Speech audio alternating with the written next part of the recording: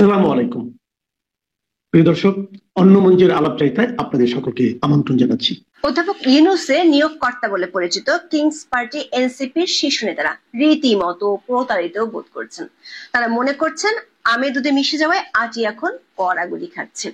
BNP আর অধ্যাপক ইউনূসের মিলনে নিজেদের পৃথিবী ঘিরে শুধু শূন্যই দেখছে সরকার সমর্থক দলটি। জুলাই ঘোষণাপত্র আর বিএনপির সঙ্গে অধ্যাপক ইউনূসের সমঝোতার অংশ হিসেবে ফেব্রুয়ারির প্রথমার্ধে নির্বাচনের ঘোষণায় তাদের এমন বোধোদয় হয়েছে।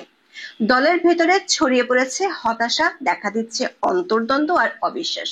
দলটির বেশ কয়েকজন নেতা মনে করছেন অধ্যাপক ইউনূস আমের আটির মতো এনসিপি কে ছুঁড়ে ফেলেছেন।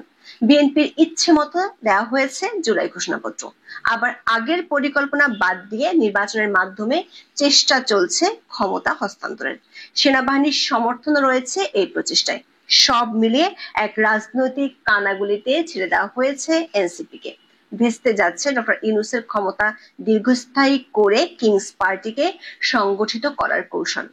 এনসিপির মতো জামাতও প্রচন্ড হতাশ জুলাই ঘোষণাপত্র আর নির্বাচনী ঘোষণা নিয়ে। তবে সহসা ছাড়ার পাত্র নয় সরকার সমর্থক এই দল দুটি। তারাও অধ্যাপক ইউনূসকে ঘুঘু দেখাতে চান। চলুন যাওয়া যাক বিশ্লেষণে। জুলাই ঘোষণাপত্র নিয়ে গত বছরের 31শে ডিসেম্বর থেকে অনেক নাটক হয়েছিল। শেষ পর্যন্ত আওয়ামী লীগের পতনের বর্ষপূর্তিতে 5ই আগস্ট জুলাই ঘোষণাপত্র পাঠ করেন অন্তর্বর্তী সরকারের প্রধান উপদেষ্টা ডক্টর মোহাম্মদ ইউনূস। 28 দফা ঘোষণাপত্রে 24-এর আন্দোলনের রাষ্ট্রীয় ও সাংবিধানিক স্বীকৃতির প্রতিশ্রুতি দেওয়া হয়। একই দিনে জাতির উদ্দেশ্যে ভাষণে আগামী ফেব্রুয়ারিতে জাতীয় নির্বাচন আয়োজনের কথা বলেন অধ্যাপক ইউনূস। পরদিন ফেব্রুয়ারি মাসে রোজা শুরুর আগে জাতীয় সংসদ নির্বাচন আয়োজনের জন্য প্রস্তুতি শেষ করতে নির্বাচন কমিশনকে চিঠি দেয় তার কার্যালয়। স্বাভাবিকভাবে নির্বাচনের এমন ঘোষণায় খুশি হওয়ার কথা সবারই, কিন্তু বাস্তবতা হলো সবাই এই ঘোষণায় খুশি হতে পারেনি। যা অবস্থা তাতে মনে হচ্ছে নির্বাচন যদি কারো জন্য পৌষ মাস হয় তাহলে কারো জন্য সর্বনাশও হবে। জুলাই ঘোষণাপত্র মন মতো না হওয়া আর নির্বাচনের ঘোষণা যেন অনেকটা বিনা মেঘে বজ্রপাতের মতো আঘাত করেছে কিংস পার্টি এনসিপি কে, যারা আবার পরিচিত অধ্যাপক ইউনূসের নিয়োগকর্তা হিসেবে। সাথে জামাত ইসলামী এবং তাদের মিত্ররাও অনেকটা হকচকিত, অথচ এমনটা হওয়ারই কথা ছিল না।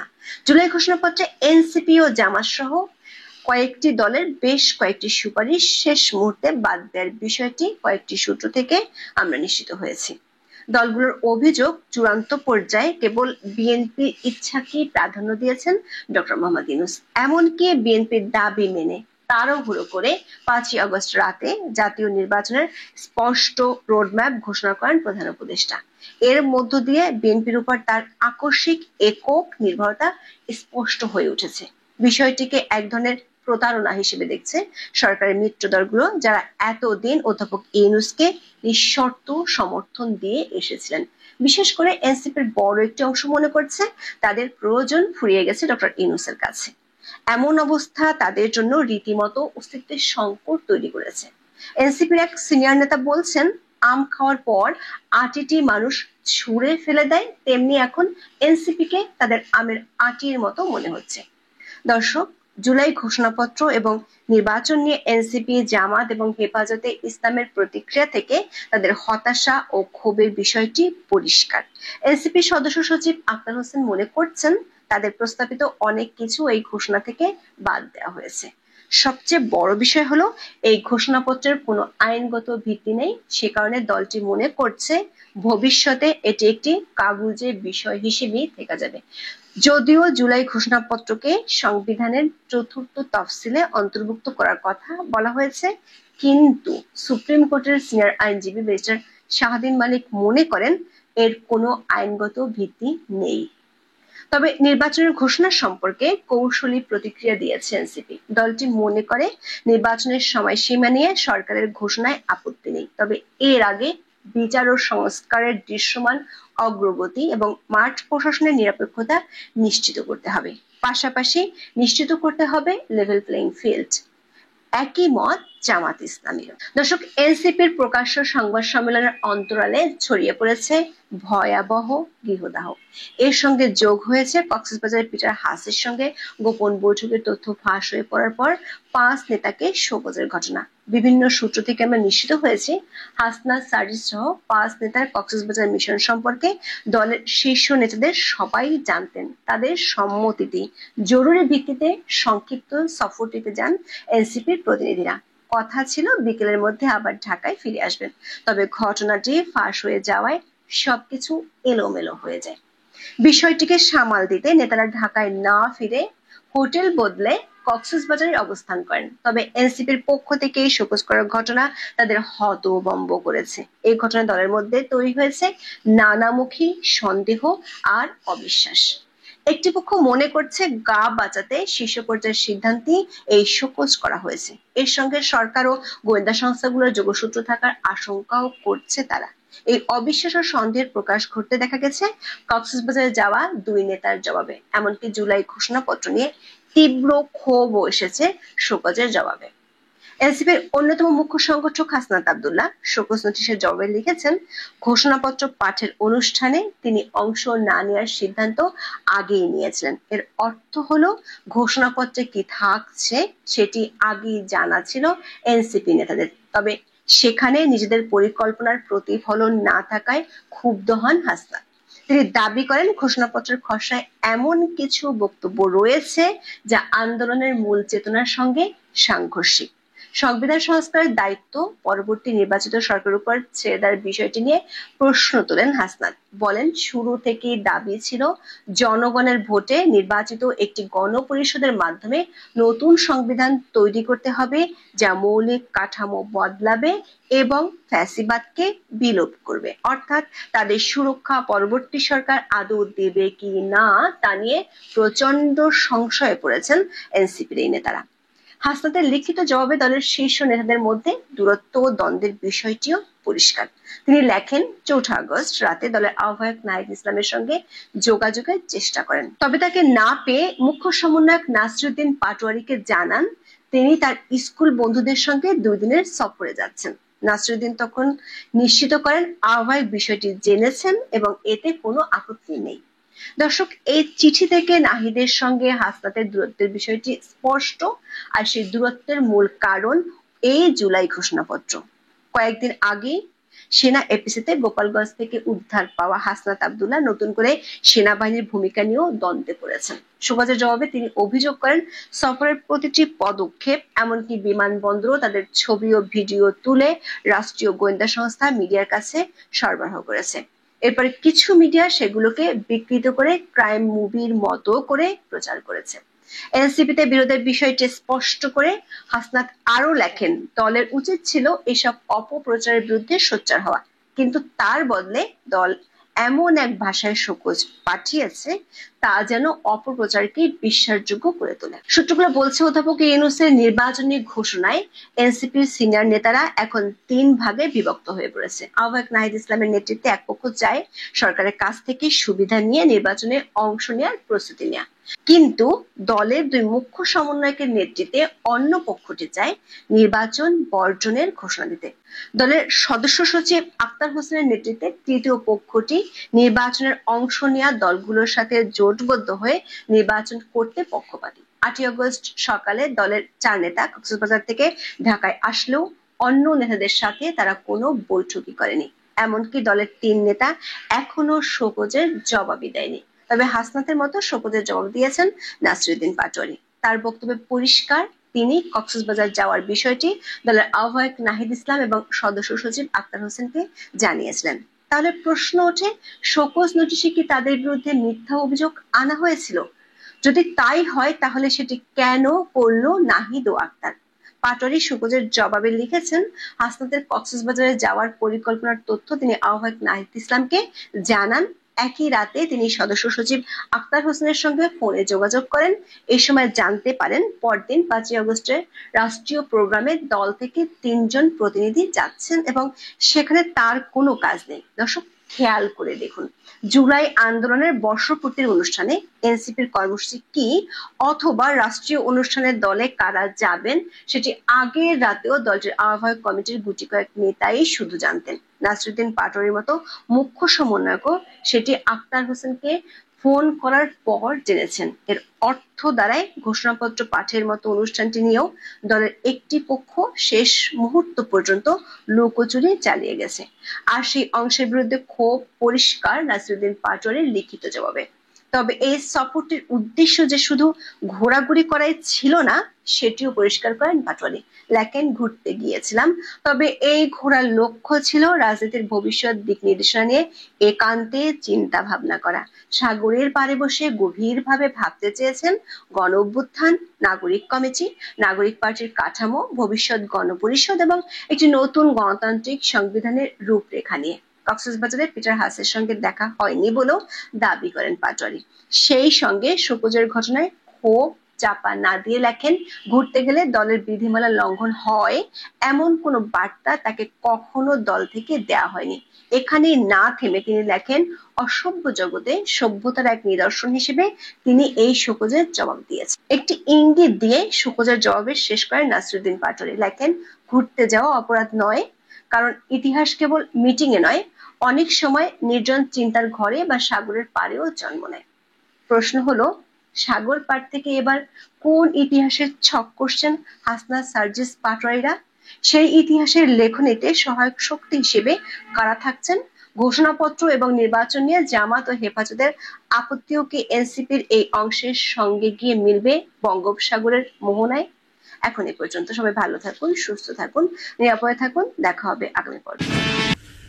কথিত জুলাই ঘোষণা নিয়ে সন্তোষ নয়, ব্যাপক অসন্তোষ দেখা দিয়েছে ইউনূস শিবিরে। বিশেষ করে তার নিয়োগকর্তা অর্থাৎ ছাত্ররা যে দলটি করেছে এনসিপি, এই এনসিপি এতটাই ক্ষুব্ধ যে ওই অনুষ্ঠানের দিনেই তারা কক্সবাজার চলে গিয়েছেন এবং অভিযোগ রয়েছে তারা একটা প্রভাবশালী দেশের এক ব্যক্তির বিশেষ আশীর্বাদ পেতে সেখানে গিয়েছেন।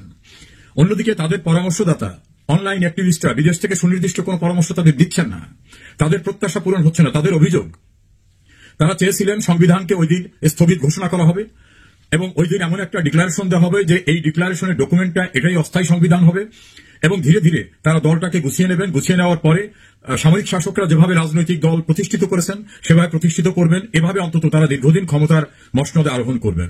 ডক্টর ইউনূস তাদেরকে সেভাবে আশ্বস্ত করেছিলেন। তারা রাজনৈতিক দল করতে চায়নি, তাদেরকে নাকি উদ্বুদ্ধ করে দল করানো হয়েছে। এবং বিদেশে একটা গণমাধ্যমের সঙ্গে ইন্টারভিউ দেওয়ার সময় ডক্টর ইউনূস বলেছেন, নির্বাচন এত দ্রুত করা যাবে না, ছাত্ররা একটা দল করেছে, এই ছাত্ররাই তাকে নিয়োগ করেছিল, তাদের সেই দলটাকে গুছিয়ে নিতে সময় দিতে হবে। হঠাৎ করে তিনি ফেব্রুয়ারিতে নির্বাচনের ঘোষণার কথা ব্যক্ত করায় এনসিপি শিবিরে প্রচন্ড হতাশা নেমে এসেছে। তাদের সেই স্বপ্ন যে পূরণ হচ্ছে না এটা তারা বুঝতে পেরেছেন এবং ফেব্রুয়ারি নির্বাচন দেওয়া হবে এ বিষয়ে এনসিপির সঙ্গে নাকি ঘরোয়া কোন ঘনিষ্ঠ বৈঠকে ডক্টর ইউনূস অথবা তার নীতি নির্ধারকরা আলাপ করেননি। সেই কারণে এনসিপি শিবিরের একটি অংশ ইউনূসকে বেঈমান, বিশ্বাসঘাতক, ক্ষমতালোভী, সুবিধাবাদী এভাবেই তারা অভিযুক্ত করছেন। এটা প্রকাশ্যে বেরিয়ে আসছে। এনসিপির গুরুত্বপূর্ণ নেতা হান্নান মাসুদ তিনি তীব্র ক্ষোভ প্রকাশ করে ফেসবুকে বলেছেন যে ইউনূসের বিরুদ্ধে তারা আন্দোলনে যাবেন, দেশ অচল করে দেবেন। বিভিন্নভাবে তাদের যে ভীষণ ক্ষোভ, সেই আগ্নেয়গিরির অগ্নি উদ্গীরণের মতো তাদের ক্ষোভ তারা প্রকাশ করে ফেলেছেন। তাহলে ফেব্রুয়ারিতে যদি নির্বাচন হয় সেই নির্বাচনে এনসিপির অবস্থা কি হবে? মিলিটারি, র্যাব, বিজিবি সহ বিভিন্ন প্রশাসন ব্যবহার করে তারা কোথাও মিটিং করতে পারছেন না। সারা দেশের একটি নির্বাচনী এলাকাও তাদের জন্য এখনো প্রস্তুত না। এইরকম অবস্থায় ফেব্রুয়ারিতে নির্বাচিত হওয়ার মতো কোনো পরিস্থিতি তাদের নেই। এজন্য ফেব্রুয়ারি নির্বাচনটা কার পরামর্শে ইউনূস দিলেন এটা নিয়ে তাদের অভিযোগ। তাদের ধারণা প্রভাবশালী দল বিএনপির পরামর্শেই ইউনূস এই কাজটি করেছেন। জামাত ইসলামী এই ডিক্লারেশনের সঙ্গে একমত না। জামাত চেয়েছিল ইসলামিক সমস্ত দলগুলোর ভিতরে একটা ঐক্য করে একটি বাক্সে ইসলামিক দলগুলো সবার ভোটটা যাবে, ফলে ইসলামী দলগুলো একটা সরকার গঠন করবে। তারা সেইভাবে একটা আত্মপ্রসাদ গুনেছিল, কিন্তু সেক্ষেত্রে তারা চরমনাই সহ বিভিন্ন জায়গার সঙ্গে ঐক্যবদ্ধ একটা প্রক্রিয়া সিলড আকারে হওয়ার পূর্বেই এই নির্বাচনের ঘোষণায় তারা হতাশ হয়ে পড়েছে। ফলে তারাও এই জুলাই ঘোষণার ঘটনায় তাদের অসন্তোষ প্রকাশ করেছেন। ছোট ছোট যে সকল দল প্রেস ক্লাবের সামনে বা টক শোতে অথবা সেমিনারে গিয়ে অনেক তত্ত্ব কথা বলতেন, তাদের ভিতর হতাশা নেমে আসছে। তারা কেউ কেউ তো প্রকাশ্যে বলছেন ফেব্রুয়ারিতে নির্বাচন হলে যদি আওয়ামী লীগকে নির্বাচন করতে দেওয়া না হয় সেক্ষেত্রে বিএনপি ক্ষমতায় আসার সম্ভাবনা বেশি। তো বিএনপি আসলে তাদের কথিত মতে জুলাইয়ের যে স্বপ্ন, তাদের যে 5 আগস্টের স্বপ্ন, সেগুলিকে পূরণ হচ্ছে। তারা বলছেন পুনরাবৃত্তি হতে পারে অতীতে। তাছাড়া বিএনপি একসময় যে ভয়ঙ্কর অত্যাচার, নির্যাতন, দুর্নীতি বিভিন্নভাবে ঘটনার সঙ্গে সম্পৃক্ত হয়েছিলেন, সেই জাতীয় পরিস্থিতির সৃষ্টি হবে কিনা 10টা আগস্ট, 21 আগস্টের গ্রেনেড হামলা, এভাবেই ছোট ছোট ছোট দলগুলোর ভিতরে হতাশা নেমে আসছে। তারাও তাদের নিজস্ব শিবিরে চায়ের টেবিলে সব বিষয় নিয়ে আলোচনা করছেন। অন্যদিকে বাংলাদেশস্থ বিভিন্ন দেশের যে রাষ্ট্রদূতরা তাদের ক্লাবের টেবিলেও এসব নিয়ে আলোচনা হচ্ছে যে হঠাৎ করে যদি এরকম কোন কর্মসূচি নেয় আওয়ামী লীগ অথবা অন্যান্য দল, তাহলে কি ইউনূস নির্বাচন পরিষ্কারভাবে দিতে পারবেন কিনা সেটা নিয়ে তাদের সংশয়। নির্বাচন দিলেও আওয়ামী লীগ এবং তাদের মিত্র দলদের বাদ দিয়ে যদি কোনো নির্বাচন হয় সেই নির্বাচনের গ্রহণযোগ্যতা থাকবে কিনা, এবং সেই সরকারকে বিদেশ থেকে বা বড় বড় আন্তর্জাতিক ফান্ড যারা দেন তারা ফান্ড দেবেন কিনা। কারণ বাংলাদেশের অর্থনৈতিক অবস্থা একেবারে নুয়ে পড়েছে। বাংলাদেশের অর্থনীতির সবচেয়ে বড় খাত যেটা পোশাক খাত, জনশক্তি রপ্তানি, সেটার অবস্থা খুবই খারাপ। অন্যদিকে বাংলাদেশ ব্যাংকের রিজার্ভ একেবারে জিরোর কোঠে এসেছে। বড় ধরনের বিভিন্ন প্রতিষ্ঠানগুলি যে অভিযোগ করছেন বাংলাদেশে, যেমন বিশ্বব্যাংকের দৃষ্টিতে বাংলাদেশের জিডিপির হার 3 পয়েন্টে নেমে আসতে পারে, যেটা বিপ্লবোত্তর বাংলাদেশের অর্থাৎ স্বাধীনতার পরেও এরকম অবস্থা ছিল না। এই পরিস্থিতিতে এই সরকার কিভাবে সামাল দেবে? বেকারত্ব, আর্থিক সমস্যা, আইন শৃঙ্খলা পরিস্থিতির চরম অবনতি, বিচার বিভাগ, প্রশাসন, কোথাও কোনো নিয়ন্ত্রণ নাই। এইরূপ পরিস্থিতিতে তাহলে তাদের কথিত আন্দোলনের ফলাফল কি? এনসিপি শিবির ইতিমধ্যে বিভক্ত হয়ে পড়েছে। এনসিপির নেত্রী উমামা ফাতেমা, নীলা ইসরাফিল, আজমিরি বাঁধন সহ আরো অনেকে ভয়ঙ্কর অভিযোগ তুলছেন। যৌন হয়রানি থেকে শুরু করে প্রচন্ড দুর্নীতি করছে এনসিপি। তাদের দ্বারা কল্যাণকর মঙ্গলজনক কোনো কিছুই হবে না, এবং ছাত্রত্ব থেকে তাদের এই রাজনীতিতে আসা, ক্ষমতা আরোহণ করা, এগুলো নাকি তাদের কথা ছিল না। সব মিলে এনসিপি শিবির থেকে আস্তে আস্তে অনেকে সরে যাচ্ছে। তাদের তাত্ত্বিক উপদেষ্টা ফরহাদ মাজাহার, যাকে গফুর নামে অনেকে বলেন, তিনিও এখন কোনো সুনির্দিষ্ট পরামর্শ দিচ্ছেন না। অন্যদিকে বিদেশে থাকা অনলাইন অ্যাক্টিভিস্টরা তারাও কি করণীয় এই মুহূর্তে এনসিপি হিসাবে পরামর্শ দিচ্ছেন না। কক্সবাজারে গিয়ে অনেকে ওরকম কোনো পরামর্শ পান নাই। আর ইউনূসের ব্যাপারেতেও তাদের একেবারে আস্থাহীনতা সৃষ্টি হয়েছে। তাদের সঙ্গে আলাপ আলোচনা না করে হঠাৎ করে নির্বাচনের তারিখ দেওয়ায় তারা ভীষণভাবে নাখোশ। অন্যদিকে সেনাবাহিনীর বিরুদ্ধে তারা বিষোদ্গার করার কারণে সেনাবাহিনীর কাছ থেকে যে তারা অন্ধভাবে একটা সাপোর্ট পাবেন সেরকম পরিস্থিতিও এখন তাদের নাই। সবকিছু মিলে তাদের নিজের অভ্যন্তরের অবস্থাটা লেজে গোবরের অবস্থা। স্থানীয় সরকার উপদেষ্টা আসিফ মাহমুদ সজীব ভুইয়ার বিভিন্ন দুর্নীতি, তার এপিএস এর আর্থিক কেলেঙ্কারি, বিমানবন্দরে অস্ত্র নিয়ে যাওয়া, তার বাবা নারী নির্যাতন সহ হত্যাকাণ্ডের সঙ্গে সম্পৃক্ত হওয়া, সেক্ষেত্রে তার প্রভাব রয়েছে। তার বাবা ঠিকাদারের লাইসেন্স করা, কমিশনের ব্যবসা করা। অন্যদিকে তিনি দায়িত্ব পালনকালীন সময় বারবার হেলিকপ্টারে চড়া, তার পোশাক পরিচ্ছদের পরিবর্তন হওয়া। অন্যদিকে জামাতের নায়েবে আমির ডক্টর আব্দুল্লাহ মোহাম্মদ তাহের, তিনি পরিষ্কারভাবে এক বিএনপি নেতার কাছে বলেছেন যে এনসিপির প্রধান যিনি নাহিদ ইসলাম, সেটা তাদেরই ছেলে, তারাই গ্রহণ আপ করছেন। অর্থাৎ এনসিপি যে তাদের বি টিম ছিল, এই অভিযোগটায় তিনি আরো স্বীকারোক্তি দিয়ে দিলেন। তার বিরুদ্ধে গুরুতর অভিযোগ রয়েছে তার বাবা কিভাবে কমিশন এজেন্সি করে কোটি কোটি টাকা হাতিয়ে নিয়েছেন। অন্যদিকে এনসিপির যে তাত্ত্বিক নেতা বলা হয় মাহফুজ আলম উপদেষ্টা, তার বিরুদ্ধে গুরুতর অভিযোগ তিনি অস্ট্রেলিয়ার অর্থ পাচার করেছেন, এমন অভিযোগ। তিনি আবার সম্প্রতি একটা ভয়ঙ্কর শব্দ ব্যবহার করেছেন। তিনি বলছেন যে অন-11 এর আলামত তিনি দেখতে পাচ্ছেন। এই জাতীয় পরিস্থিতিতে বিএনপির ভিতরে একটা ফুরফুরে মেজাজ দ্বারা তারা খুব শিগগিরই ক্ষমতায় চলে আসবে। সেক্ষেত্রেও নতুন করে একটা আশঙ্কা সৃষ্টি হয়েছে। একটি গুরুত্বপূর্ণ বড় দেশ, তারা নাকি বিএনপির সম্ভাব্য প্রস্তাবিত যে প্রধানমন্ত্রী হতে পারেন তারেক রহমান, তার ব্যাপারে নাকি তাদের আপত্তি রয়েছে, এবং তারা একসময় তারেক রহমানকে নিষিদ্ধ করেছিল তাদের দেশে। এবং তারেক রহমান সম্পর্কে জঙ্গি আশ্রয়নে, পৃষ্ঠপোষকতা সহ দুর্নীতির সঙ্গে সম্পৃক্ত এ জাতীয় অভিযোগে নাকি তার বিরুদ্ধে স্যাংশন দিয়েছিল। সেই স্যাংশন এখনো প্রত্যাহার হয়নি। সেই দেশটি কিন্তু শেখ হাসিনার বিরুদ্ধে আন্দোলনে কলকাঠি নেড়েছিল। এটা ভারতীয় একটি পত্রিকা সহ বিভিন্ন বিদেশি গণমাধ্যমে এগুলো বেরিয়ে আসছে। তাহলে বিএনপি নেক্সট নেতৃত্বকে, বেগম খালেদা জিয়া শারীরিকভাবে অসুস্থ, তারেক রহমানের ব্যাপারে যদি তাদের রিজার্ভেশন থাকে তাহলে কি হবে? এটা নিয়ে বিএনপির অত্যন্ত সিনিয়র নেতারা যারা তারা একান্তে বসেছেন, এবং সেক্ষেত্রে তাদের ভিতরে একটা হতাশা দেখা দিচ্ছে। সবকিছু মিলে একটা চরম অনিশ্চয়তার ভিতর থেকে ডক্টর ইউনূস তার স্বার্থগুলি সিদ্ধি করে তার যে সুযোগ সুবিধা